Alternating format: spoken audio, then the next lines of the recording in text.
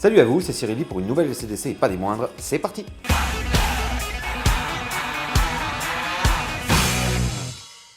Et ce nouveau chapitre de la LCDC sera consacré au comédien français Marc Lesser qui était en visite au Centre Cultura de Terreville pour une séance de dédicace liée au dernier film de Dragon Ball Super baptisé Broly.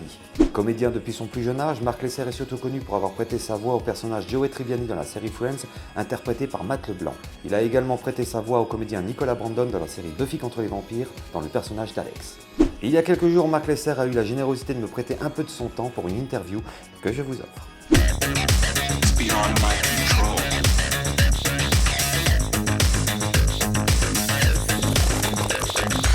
Et nous sommes avec Marc Lesser. Bonjour Marc et merci de participer à la LCDC. Bonjour. Alors aujourd'hui vous êtes ici pour faire une séance de dédicace par rapport à la sortie du dernier Dragon Ball Super, Broly, qui est ici. Voilà.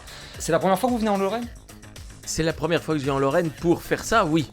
D'accord, mais en règle générale... Il y a très longtemps que je n'étais pas venu dans le coin, mais et voilà quoi. Mais oui, c'est la première fois que je viens pour faire un peu de rencontrer les gens et faire un peu de promo pour la sortie du DVD. D'accord. Alors c'est vrai que le paysage français vous connaît surtout pour votre voix, puisque vous avez prêté votre voix pour Joey dans Friends. Tout à fait. Tous les personnages de DBZ comme Broly, Sangohan, Trunks...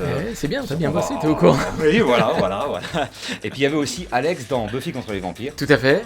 Et j'ai appris il y a quelques années que c'était vous qui avez fait Pinocchio. Oui.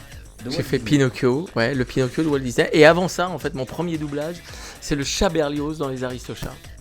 Ah oui, c'est encore vrai. Plus vieux. Oui. Alors c'est vrai que vous avez un sacré parcours. Ouais, j'ai commencé tout jeune, en fait, tout gamin. Mais vous êtes rentré comment dans le métier ? C'est vos parents ? Il y avait une porte, c'était allumé, j'ai vu de la lumière, et je fais tiens, coucou. Bon, je vais vous la faire courte parce que sinon, ça va durer plusieurs épisodes. Moi, je viens d'une famille d'artistes. Ma mère était chanteuse, effectivement. J'ai grandi un peu partout en Europe et on est revenu habiter en France. J'avais 7 ans et j'allais à l'école des enfants du spectacle parce que je fais aussi de la musique, donc j'étais au conservatoire de musique. Et je me suis mis à tourner des films, à faire du théâtre, parce qu'il y avait des castings à l'école en fait. Et c'est une école où on allait à mi-temps, parce que le reste du temps on prenait des cours d'activité artistique où on jouait. Et j'ai fait partie d'une petite troupe d'enfants qui faisaient du théâtre. Et puis il y avait des gens qui faisaient du doublage et quelqu'un cherchait une voix pour faire un nouveau doublage des Aristochats. Et je suis allé faire un essai. Il faut savoir qu'à l'époque, je lisais pas bien le français. J'apprenais les phrases par cœur. Et puis, c'est moi qui ai été choisi. Et après, en fait, ça s'est jamais vraiment arrêté, quoi. Mais justement, par rapport à la post-synchro, j'aimerais qu'on parle un petit peu de Friends. Oui. Parce qu'il y a eu un grand traumatisme à la fin de la saison 8. Mais oui, je suis désolé pour les fans, c'est vrai. Est-ce qu'on peut un petit peu en parler ? Qu'est-ce qui s'est passé ? C'est pareil, il existe, je crois encore sur certains sites, tout l'historique de ça. En gros, ils annonçaient la 9e saison, si je me souviens, devait être la dernière à l'époque. Oui.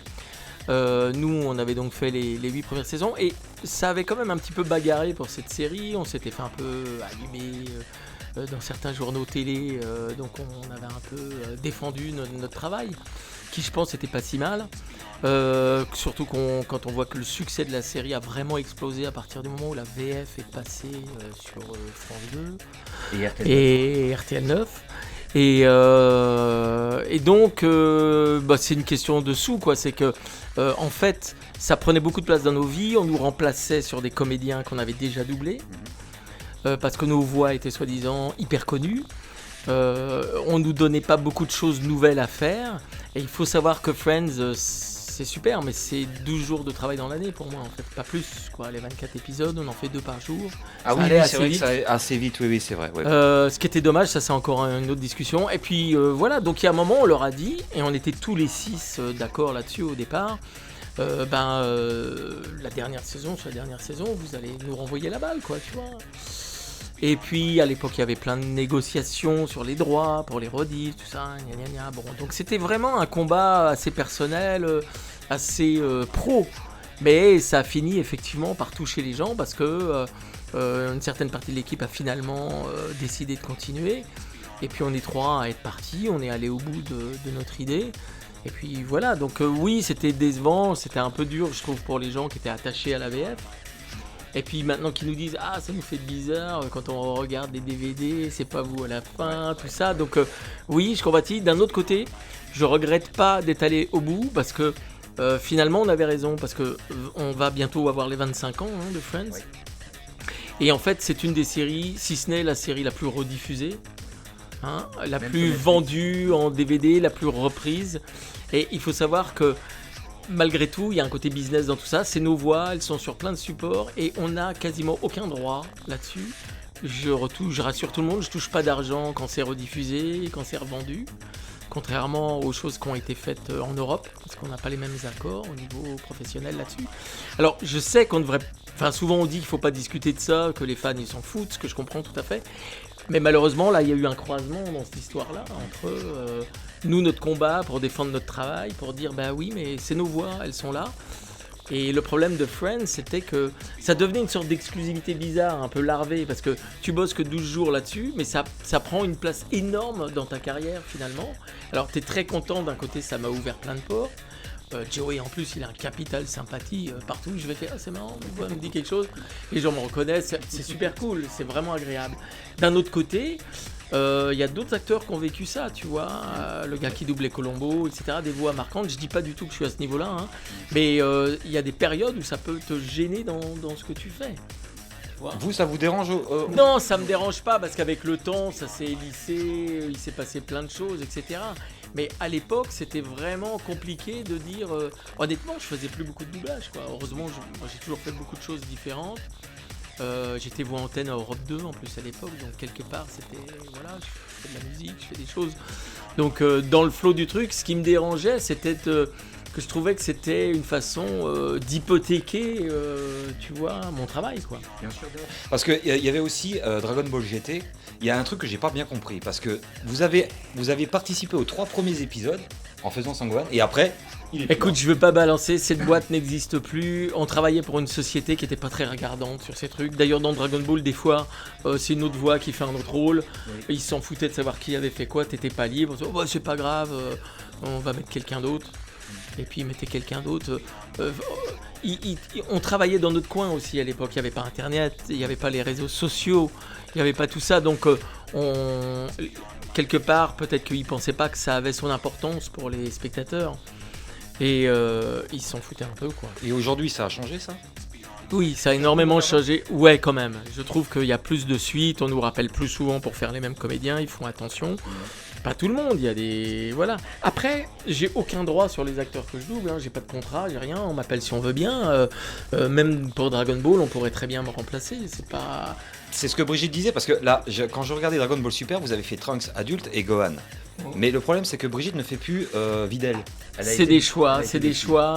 Oui, elle a été très déçue et c'était un peu injuste parce qu'en plus, bon, c'est vrai qu'on voit moins Sangohan, mais enfin le couple Videl-Sangohan quand on le faisait dans Dragon Ball Z, ça marchait grave, quoi. Tu vois, c'était assez marrant. Moi, je trouve que c'était une période assez sympa, assez fun, quoi, de cette série. Donc oui, elle a été très déçue et c'est un peu dommage parce qu'elle aurait pu très bien le faire. C'est des choix. C'est des choix, certainement, je pense dans ce cas-là de la Toei, qui a repris en main un peu le doublage à partir du Dragon Ball Z Kai. Oui. C'est vrai qu'ils ont voulu être plus exigeants sur les traductions, les textes, bon ça c'est pas mal. Faut dire qu'à l'époque c'était AB, le club d'eau qui surveillait, puisque les noms étaient changés. Surveillait, entre guillemets, quoi, voilà, quoi. Non mais à leur décharge, c'était le désert, on connaissait pas, on n'avait pas cette culture, on n'avait pas accès.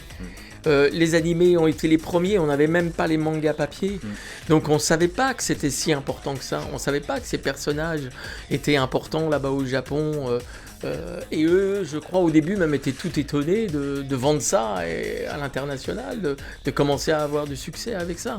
Ça s'est développé après, et c'est parce qu'il y a des gens qui s'y sont intéressés, qui ont creusé, qui ont fait venir les mangas, qui ont, etc.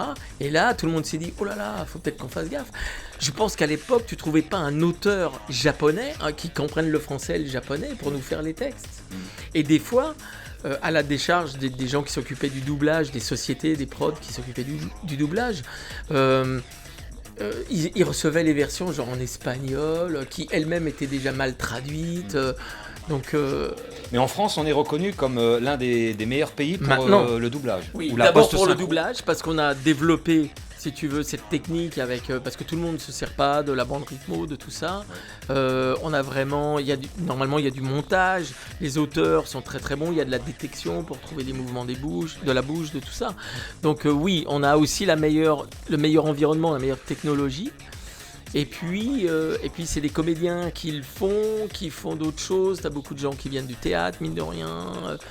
Donc je pense que ça permet un niveau de jeu qui est plutôt pas mal dans l'ensemble. Après, il y a des gens qui aiment pas la VF, ça c'est un autre choix. C'est une autre histoire. Richard Darbois disait il y a quelques années sur Énergie qu'en Italie, il y avait des récompenses pour le doublage. Oui, il paraît, ouais, il paraît. Alors en France, non, il y a eu des tentatives.